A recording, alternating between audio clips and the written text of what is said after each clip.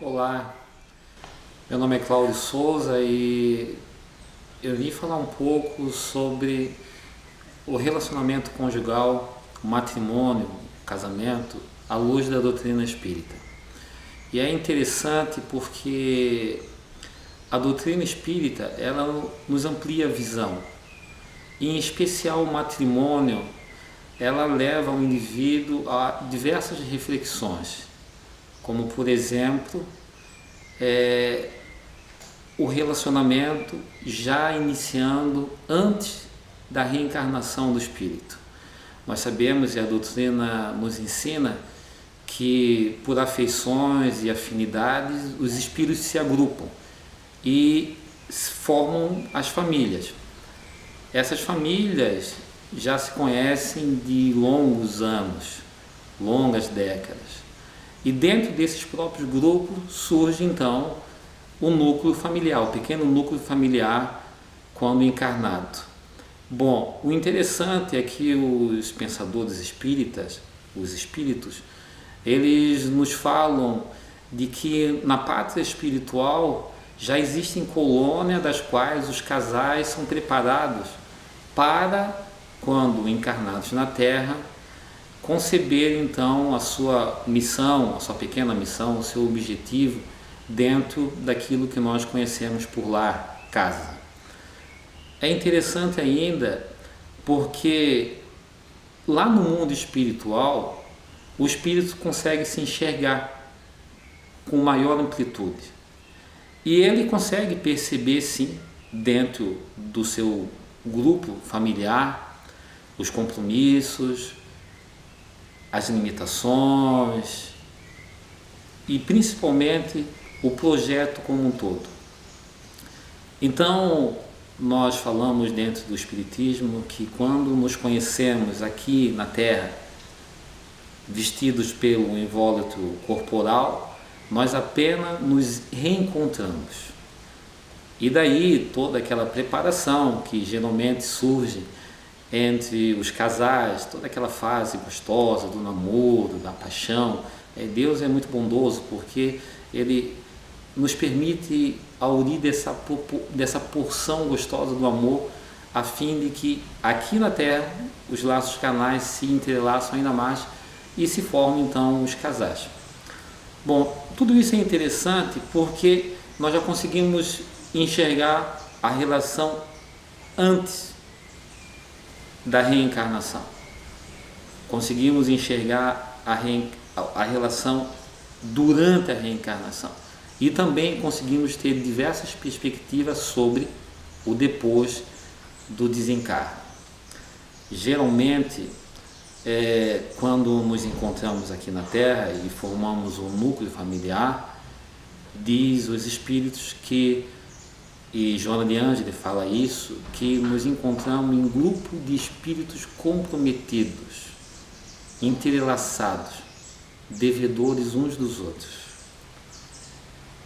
Em particular, na vida conjugal, da mesma forma, espíritos cuja a reencarnação em muitas vezes já foi um processo pelo qual Deus permitiu para que os laços se harmonizassem, para que os compromissos fossem saudados, mas para que um objetivo maior e muito, muito mais nobre fosse cumprido. Na questão 132 do Livro dos Espíritos, em conjunto com a questão 115, o Sr. Kardec pergunta para os espíritos o objetivo da reencarnação, e eles colocam de forma muito enfática de que Deus permite a reencarnação para que os espíritos progridam de forma progressiva. Mas, no segundo plano, na mesma questão, vem uma resposta fabulosa, de que Deus permite com que cada um de seus filhos contribuam na obra da criação. Bom, dentro dessa visão, o relacionamento ele se amplia de forma fantástica, porque quando estamos enamorados, quando formamos um casal, percebemos que a relação tem um objetivo maior, uma causa maior.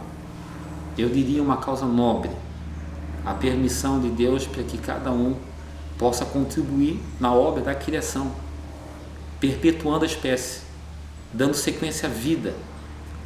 Então, quando o indivíduo, homem e mulher, se enxerga dentro dessa perspectiva, o eu, o personalismo, acaba deixando-se de lado para que o objetivo que é mais nobre se sobressaia sobre a relação.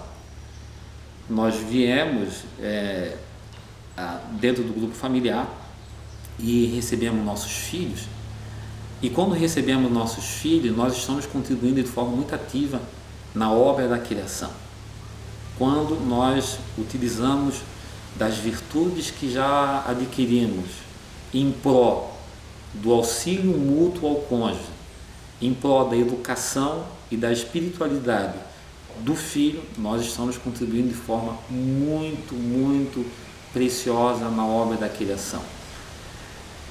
Ainda sobre o relacionamento conjugal na visão espírita, nós podemos observar também na questão 614 do Livro dos Espíritos, o Senhor Kardec pergunta o que é a lei natural, e os Espíritos respondem que a lei natural é a lei de Deus, aquela lei que vai conceber ao homem, ao indivíduo, um roteiro seguro e levará à sua felicidade. Na sequência, na questão 695, o Senhor Allan Kardec muito sabiamente vai perguntar aos espíritos: o casamento, a união de dois seres está em a lei natural? Ou seja, ele pergunta: o casamento, o matrimônio é uma lei de Deus? Ela está na lei de Deus? E os espíritos respondem: sim, está na lei de Deus. O casamento é uma porta, uma alavanca ao progresso da humanidade. A abolição do casamento levaria o homem a retroagir ao mundo dos animais. Então, dentro dessa perspectiva, em relação à visão ampliada que o Espiritismo nos fornece sobre a relação, nós começamos a desvendar os mistérios sobre a vida matrimonial. E é importante porque nós começamos a dar para uma obra de tamanha importância e grandeza aquilo que ela realmente merece. Quando nós tratamos a relação, o casamento, no âmbito da terra, do mundo, apenas dos nossos valores, princípios e conceitos, nós o tornamos muito pobre. E todas as coisas que vêm de Deus são ricas. E são essas riquezas que, por muitas vezes, vão servir de sustentação, à manutenção, à continuidade de um casamento, de uma relação. Divaldo Franco fala de forma muito especial. Ele diz que num livro cujo título é Sexo e Consciência, psicografia de Joana de Ângeles, ele fala que o casamento é o encontro das almas no altar da consciência. E ele vai trazer então essa grandeza para a relação, porque ele traz um olhar totalmente espiritual sobre a relação, mas acima de tudo coloca Deus como sendo o centro. Quando nós nos encarnamos, homem e mulher, imbuídos dessa perspectiva, desse desejo de contribuir na obra da criação, de se auxiliar mutuamente, de servir de base e aceitar o presente de Deus para que os nossos filhos, os nossos rebentos recebam de nós o conhecimento, a educação, que recebam de nós orientações para a vida, nós tornamos a relação muito maior. Divaldo fala da parceria conjugal. Parceria conjugal, tipo assim, algo semelhante a duas pessoas. uma com uma habilidade e a outra com outra habilidade diferente. Talvez individualmente elas não teriam condições de gerir algo. Um negócio, por exemplo, uma empresa, cujo objetivo é o lucro, mas o talento criativo de um e o talento de negócio do outro faz com que o projeto dê certo. Qual que é o objetivo da empresa? O lucro. Qual que é o objetivo? O negócio dá certo.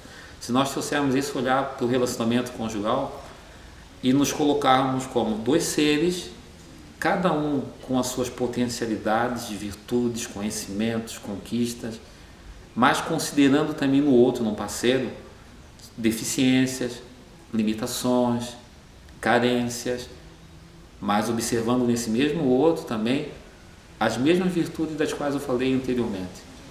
E quando nós nos colocamos nessa parceria conjugal para um objetivo nobre, objetivo de cumprir a nossa parte na obra da criação, tudo se transforma, porque esse olhar individual que muitas vezes surge dentro da relação, onde eu enxergo eu e esqueço o outro, não vejo o conjunto, é um fator que traz um desconforto enorme dentro das relações.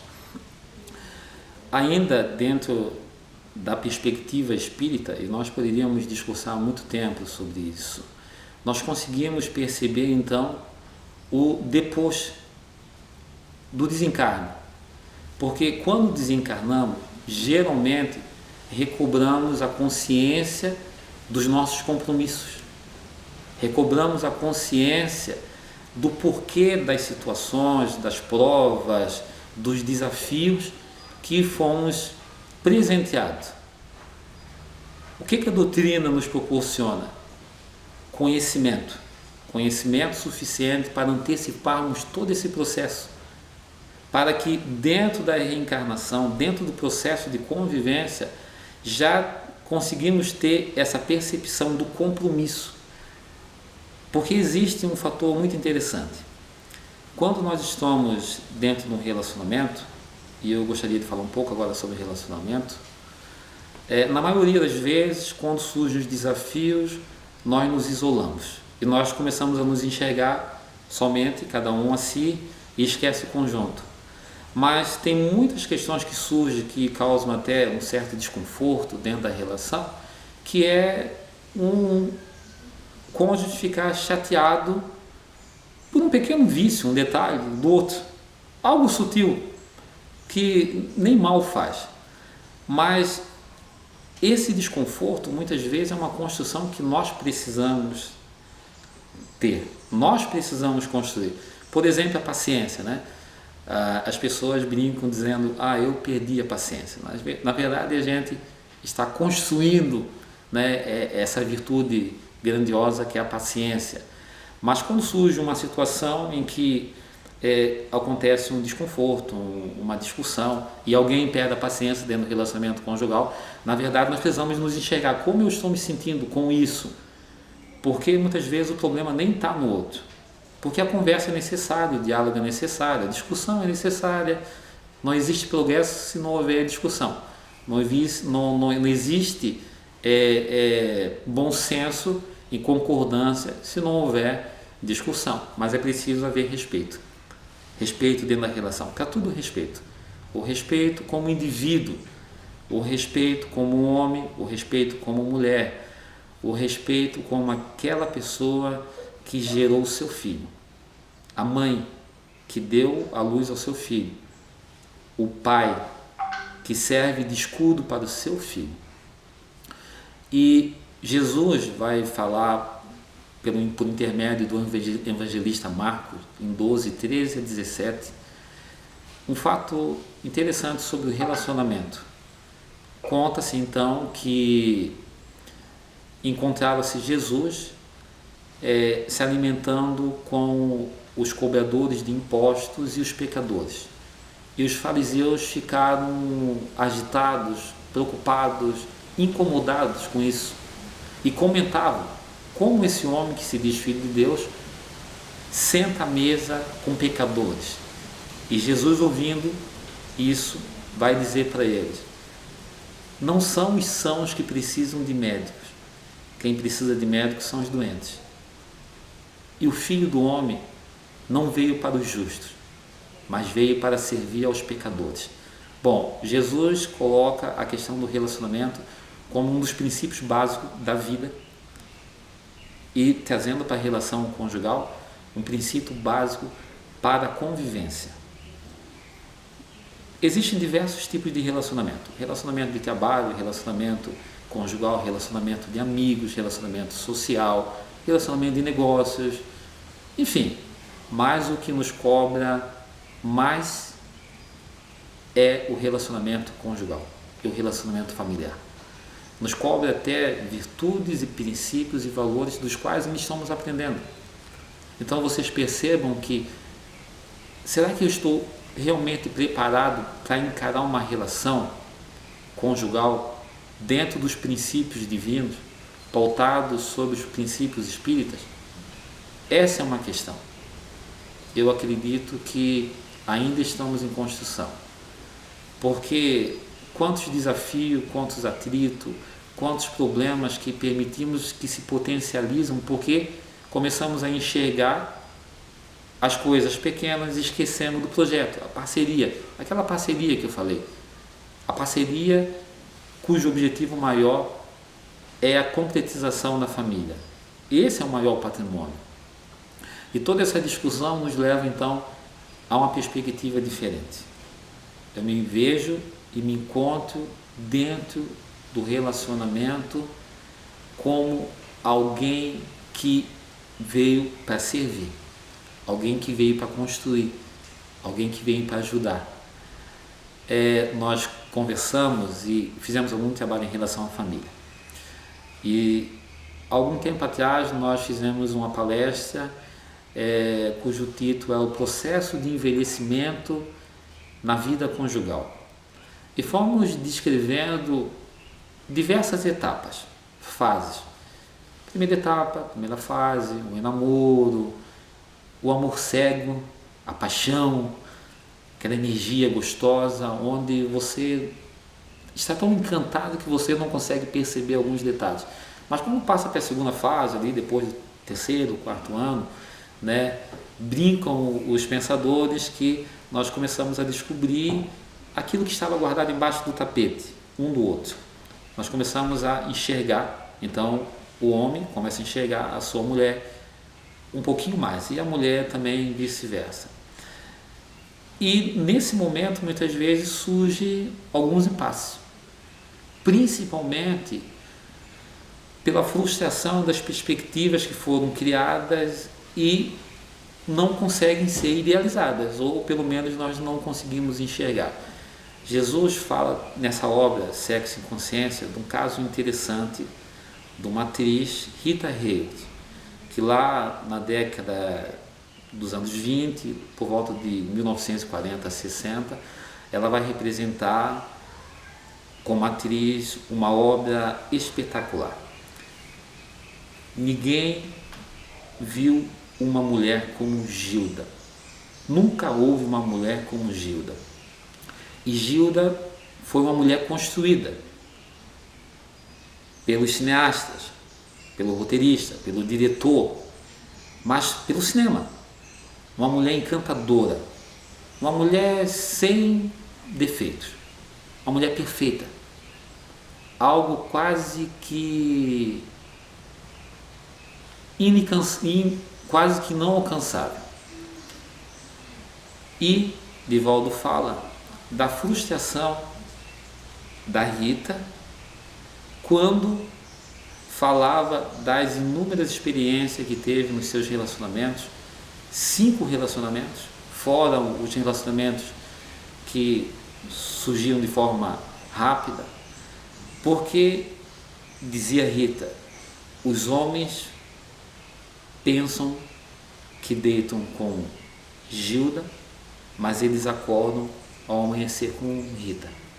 Ou seja, o homem se enamorou por uma mulher encantadora, ou vice-versa, a mulher se enamorou pelo homem encantador. E o ser humano tem isso, né? Até no reino animal tem isso, né? Nós, quando estamos na fase do namoro, nós utilizamos de todos os recursos possíveis para encantar alguém. Gentileza, paciência, bondade, o bom humor, é tudo de bom, né? São diversos fatores que cada um de nós que já teve uma experiência sabe. Mas nessa segunda fase, quando o outro começa a enxergar aquilo que está embaixo do tapete, é bem isso. O outro começa a enxergar aquilo que nós somos. Os pensadores, os escritores espíritas, eles falam que nesse período nós conseguimos enxergar o que está dentro da mala que cada um traz. Encarnamos, nos relacionamos, casamos, mas cada um com a malinha. E essa malinha vai ser aberta ao longo do tempo, ao longo da relação. Por isso que falávamos da dificuldade e de um dos maiores desafios, que é o relacionamento conjugal. Bom, aí vamos passar por diversas outras fases, fase dos filhos e a atenção toda remodelada para uma nova missão da família. Então, o marido ou a esposa já não são o centro da relação. E se os indivíduos não estão preparados para isso, existe um abalo estrutural na relação.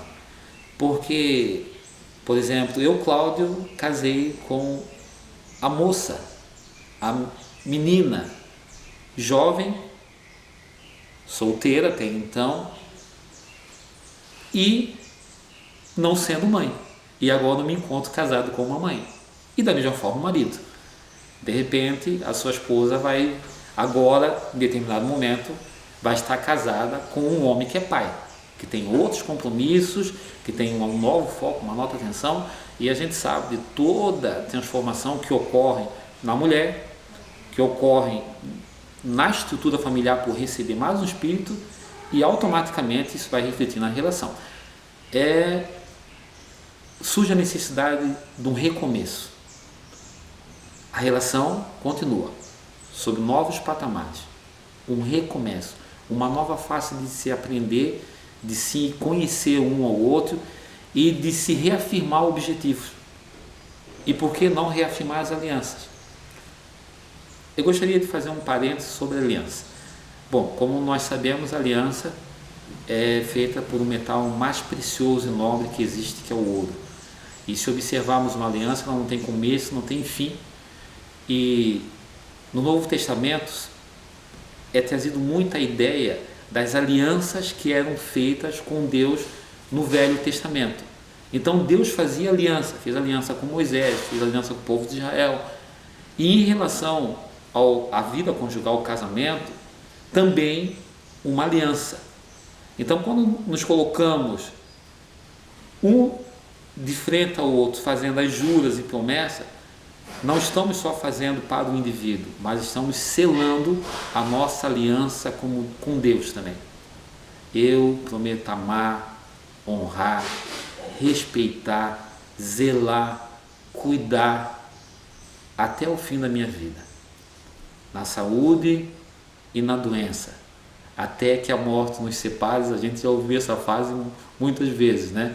O Espiritismo trata diferente, porque a morte não vai nos separar e vamos continuar, mesmo em espírito, no grupo familiar, e muitas vezes até nos enxergamos como marido e mulher no mundo espiritual.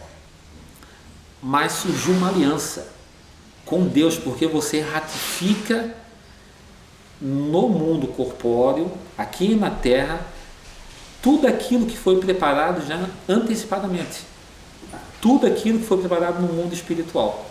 Então você está ratificando aquilo com Deus. E por que com Deus, aliança com Deus? Porque quem permite a concepção dos cônjuges em ter ou receber o bondoso presente dos filhos dos rebentos é Deus. Nós estamos mexendo em outras esferas. É Deus que permite que um pai e a mãe se tornem pai e mãe. Então, Deus não está oculto nesse processo. Na verdade, o relacionamento conjugal, ele vem a ser um projeto de Deus.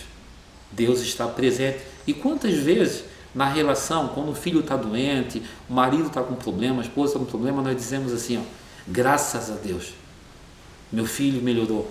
Graças a Deus, meu bem, meu amor, você voltou para casa. Graças a Deus, nós conseguimos um trabalho, graças a Deus conseguimos comprar uma casa nova, ou seja, nós reconhecemos a graça de Deus, nós buscamos a graça de Deus, nós pedimos a Deus. Então Deus, de forma muito ativa e muito amorosa e bondosa, está assim dentro do nosso lar e sendo Ele o sustentáculo da família. Quando percebemos isso e buscamos a presença dele, a relação se transforma. Se transforma assim porque nós damos espaço, na verdade, para ele, que é a figura mais especial dentro da relação.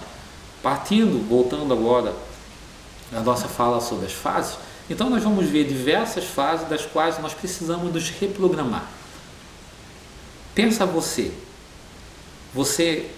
foi gerado, você passou por fase de infância, de bebê, de criança, de adolescente, de jovem, e chegou à fase adulta e daqui a pouquinho vai chegar na melhor idade, na terceira idade. Quantas transformações houveram?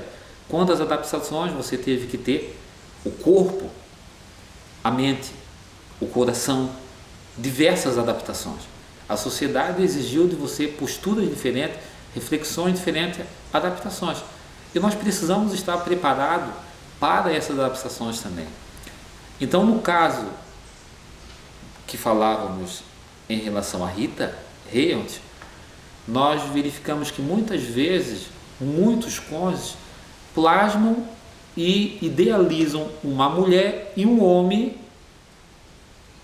que vai, por força de todas as transformações, vai sofrer alterações, vai estar sujeito a mudanças. Mas esse homem e essa mulher não idealizaram essas pessoas, idealizaram um namorado. Você não consegue viver com um namorado depois de 20, 30 anos de relação. Você vai ter outra pessoa.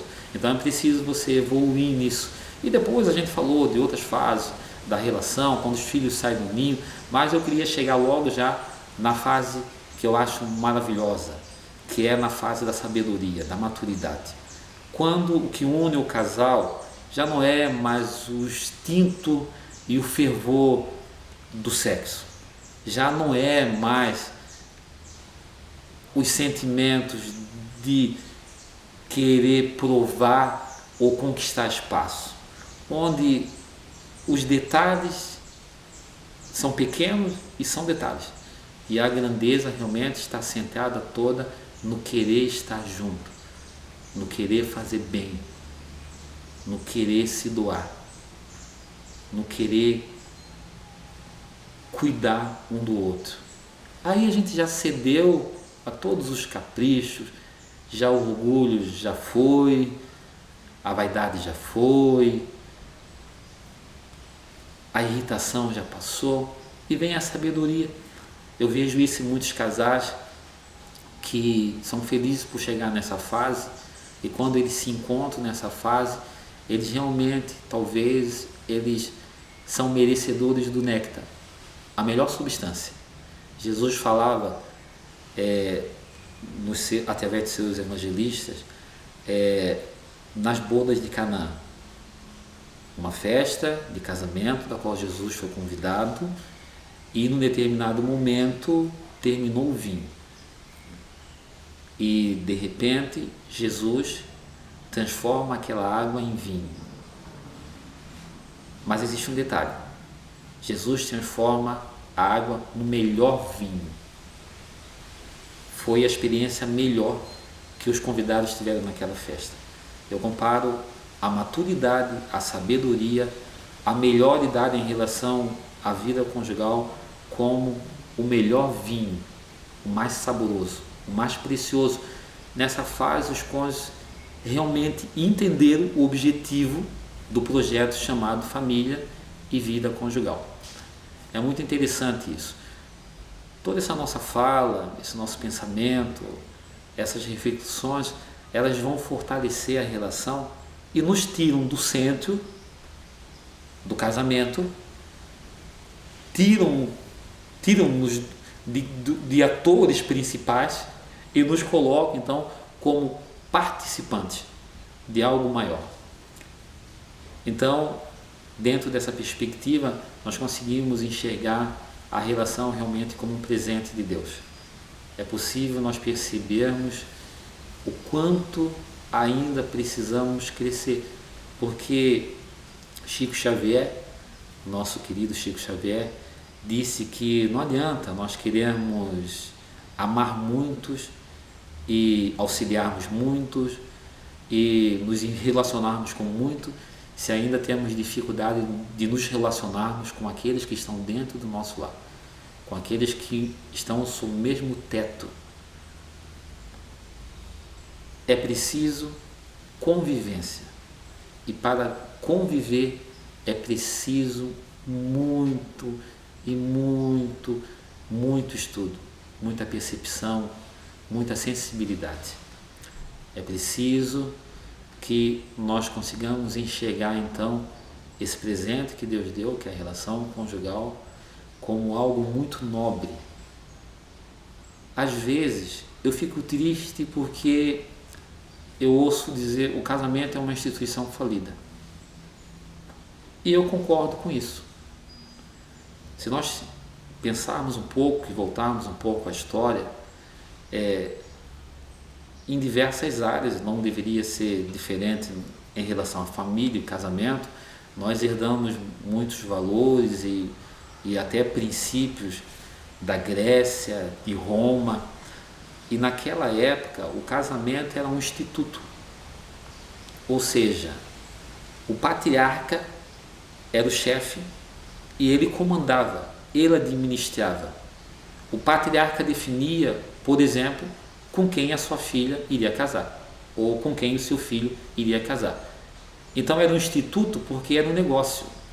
As famílias precisavam manter riqueza, manter status, manter poder, e a gente já ouviu falar nos casamentos arranjados, onde os cônjuges se conheciam só na hora do casamento.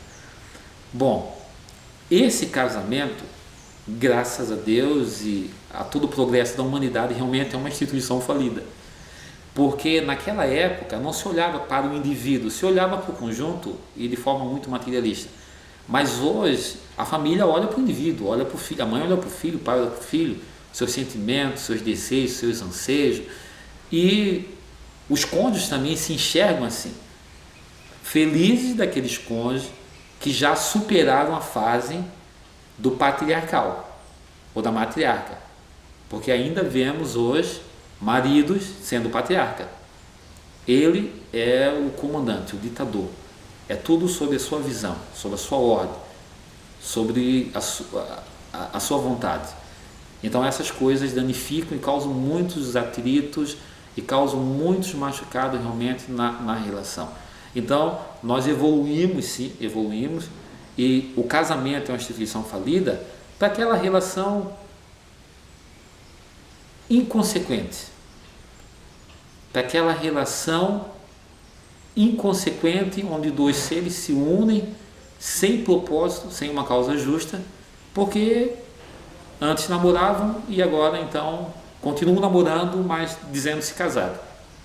Realmente acredito que dentro da perspectiva que estamos trazendo de reencarnação, de família, de casamento como projeto de Deus, essa relação não cabe.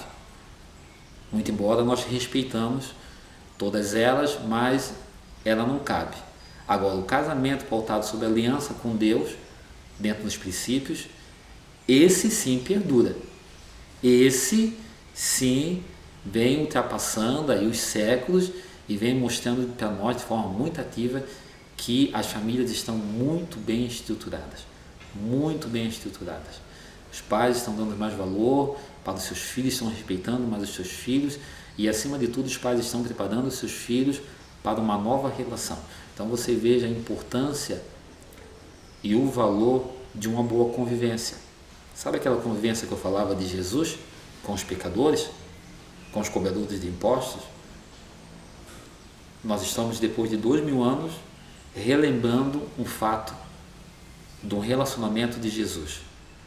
E com certeza os nossos filhos, consciente ou inconsciente, eles vão reviver muito dos fatos que eles viveram em casa, que eles viram, que eles testemunharam, que eles presenciaram. Então, se o pai é amoroso com a sua esposa, se é bondoso, se é paciente, os filhos estão percebendo tudo, estão computando tudo. Se a esposa é bondosa, paciente, delicada, amorosa e principalmente exterioriza, né, esses sentimentos, a sua filha, o seu filho vão ser criados e vão construir essa perspectiva de família. São valores diferentes. Então, muitas vezes eu falo para os meus amigos: olha, você está sendo filmado, você está sendo percebido, você está sendo enxergado. E eles se assustam, porque sabe aquele detalhe do desentendimento? Por quê? Não, porque a gente queria ir num restaurante, a esposa num e o marido no outro. E surge um desentendimento por uma coisa muito simples. Mas a má administração desse pequeno conflito, ela vai gerar uma consequência desconfortável para os cônjuges e vai gerar uma experiência muito desagradável para os seus filhos quando eles vão perceber que seus pais não conseguem administrar algo tão pequeno. Quando nós pensamos assim, nós cuidamos. Você sabe, convivência entre amigos, maravilhoso, né? Nós falávamos nisso, relacionamento entre amigos. Pensa na relação que temos com os amigos e na relação que temos com o nosso cônjuge ou com o nosso familiar. A questão da amizade é um tema que nós tratamos em outra palestra também, mas é interessante. Mas nós temos todo um cuidado, todo um zelo, todo um carinho para não prejudicar e não danificar os laços de amizade. Então vamos trazer também isso para dentro do nosso lar também. Não podemos desestruturar a relação, haja vista que nós passamos por todas essas fases, né? E estamos dentro desse projeto maravilhoso chamado família. Bom, depois desse bate-papo gostoso nosso, meu carinho especial a todos vocês e meu desejo sincero de que o seu casamento, a sua relação, eles sejam alicerçados sobre os princípios divinos, que Jesus e Deus possam dar sustentação e estejam com todos vocês. Um abraço.